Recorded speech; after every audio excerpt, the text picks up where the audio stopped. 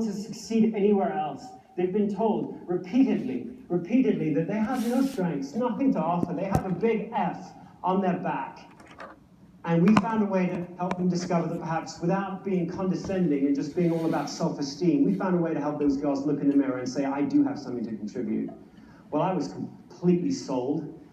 She's a passionate person who's done some extraordinary things. Let's take a moment just to watch a 4-minute clip of what's going on in this one small school in New Jersey.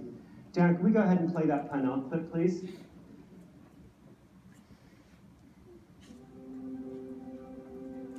Girls with learning differences are out there growing exponentially. There's 1 in 5 girls out there and boys who are being diagnosed with learning disabilities. They go off, they get testing, and then there's nothing for them to do except fail. Schools to me were just one big maze. You know, I had to find my way out of things. I raised my hand and asked my teacher a question, and it was like he completely ignored me. My last school couldn't find what was wrong. And they also didn't seem to want to commit. They were like, well, maybe you'll catch up later. I didn't feel smart enough or good enough.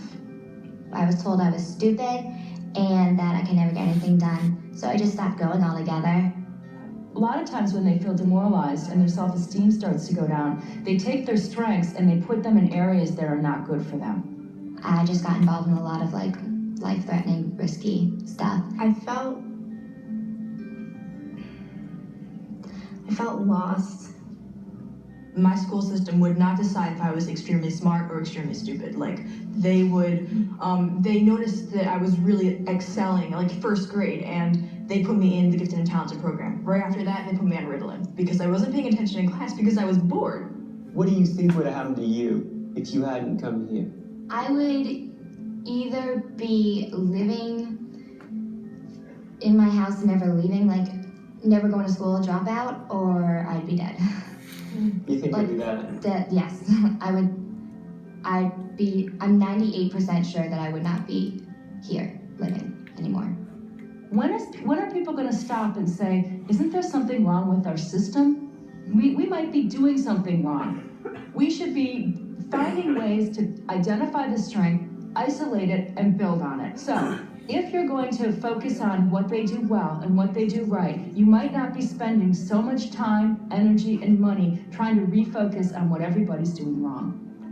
So we took that idea and we developed this program with it, called the Affinities Program. We have affinities so you can learn more about yourself and what you're good at. And I think it's a great thing. I'm sure a lot of people agree. It's like a spark point. You put what you love to do, what you're good at. Bam, there's a fire. You got it. It's good if you know, but isn't it great if everyone knows what your strengths are here? So we have this thing called Affinities Wednesdays. And what happens is the girls say, I want to be in this. Then we sit down and we figure out what their strengths are and what their affinities are, what they like doing, as well as what they're good at doing and what they're strong at. And we combine those together and we put it in a presentation in front of the whole school and bring the girl up on stage. Today, we're going to be talking about Tracy Lehrfeld's strengths. We asked girls, who wants to do this? All of them. Every one of them wanted to get up there and do it. Everyone has strengths. They are skills we possess and use every day, but we don't often reflect on them. Girls have said, I don't know how I can get up there with all my strengths and not have kids just make fun of me. And that's what we said, that's the culture change, what we're going to do here. We're going to say, guess what? Claudia's competitive and she's an achiever, and she wants to win the award at the end of the year, and we're going to support her in that effort. The entire school can see what your strengths are, what you like to do, what you're good at. We're asking kids to have a whole different paradigm than their parents have or than other people have about how they think about other people. You know the feeling you get when you play a song that you really like and you get that yeah feeling? I actually get that from my job. And I think if everyone could have that, if every person could have that, this would be a different world. I want that for these girls. Isn't that awesome?